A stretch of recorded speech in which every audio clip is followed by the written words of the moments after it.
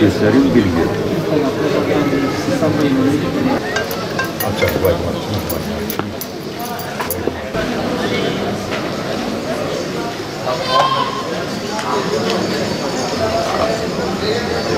Malumunuz mabetlerimiz yani camilerimiz ibadet yerleridir.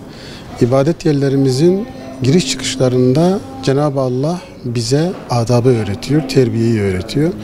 Ya beni Adem huzu zinetekum inde kulli mescidin. Her camilere, her mescitlere, herhangi bir mescide giriş çıkışlarda Cenab-ı Allah bize adabı öğretiyor. Yani edebinizi takının, giyim kuşamınıza dikkat edin, örtülerinizi alın. Bayansa örtüsünü alacak, erkekse edep yerlerini, avret dediğimiz bölgelerini kapatacak ya da örfi olarak kapanması gereken şekilde kapanması gerekir.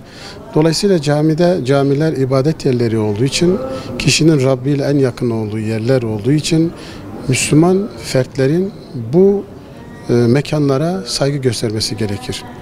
Ama maalesef içinde bulunduğumuz Ulu Cami ve Diyarbakır'ın tarihi diğer camilerinde buna riayet edilmediğini görmekteyiz.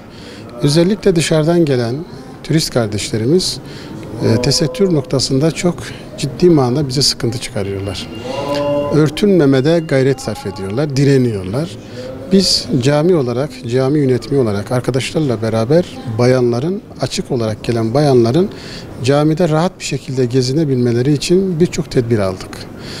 Bu tesettür başörtüsünden tutun, feracesine kadar bütün giyim kuşamını temin etmiş, biz kendimiz onlara takdim ediyoruz. Hatta tek kullanımlık eşarplar alıp imkanı olmayanların, bulamayanların, getiremeyenlere hediye etmek şartıyla, kaydıyla onlara takdim ediyoruz.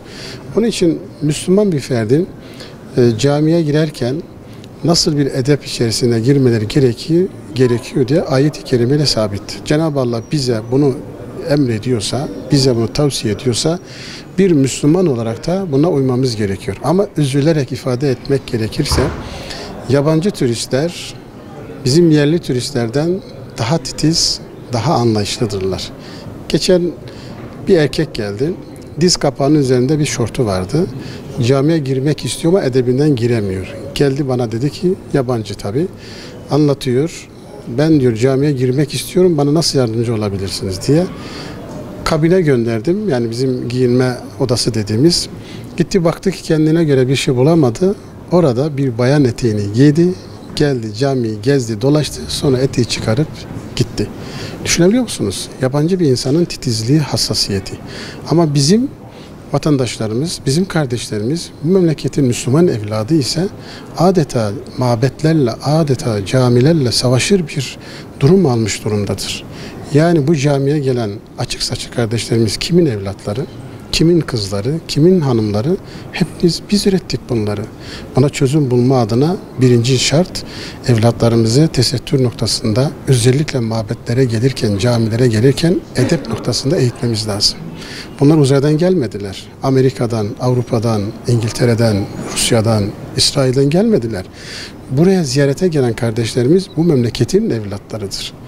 Babası namazı niyazlı, annesi belki tesettürlü, belki dini hassasiyeti olan bir annedir, bir sorumlu kişidir. Ama evlatları mabede girerken adeta değerlerimizi çiğneyerek, adeta ayaklar altına alarak girmeye çalışıyor. Bu da doğru olan bir hareket değil. Bu noktada atmamız gereken adımlar şunlardı. Tedbir almamız lazım. Biz cami olarak, arkadaşlar olarak tedbirlerimizi almışız. Giyim kuşam noktasında, tesettür noktasında, ferace noktasında bir sıkıntımız yok. Sayı olarak da sıkıntımız yok. Fakat yetkililerin bu işe el atması lazım. Yetkililer bu işe el atmadan bu iş çözülmez. Nasıl el atacaklar? Gerek zabıta kolluyla ya da emniyet gücüyle ya da burada görevlendireceği güvenlik güçleriyle bu iş çözülebilir. Gelen kardeşlerimize rehberlik edecek, caminin adabı öğretilecek ve kesinlikle caminin avlusu olmak üzere cami içerisinde tesettüre aykırı bir tarzda girilmeyecek. böyle bir karar alınacak ve müsaade edilmeyecek. Fatih'te nasıl girilemiyorsa, Sultanahmet'e nasıl girilemiyorsa, Ayasofya'da aynı şekilde tesettüre büründükten sonra giriliyorsa, Diyarbakır Ulu Camii ve Hazreti Süleyman'da aynı hassasiyetin, Hazreti Süleyman'da da ve Ulu Cami'de de aynı hassasiyetin gözetilmesi gerekir kanaatindeyim.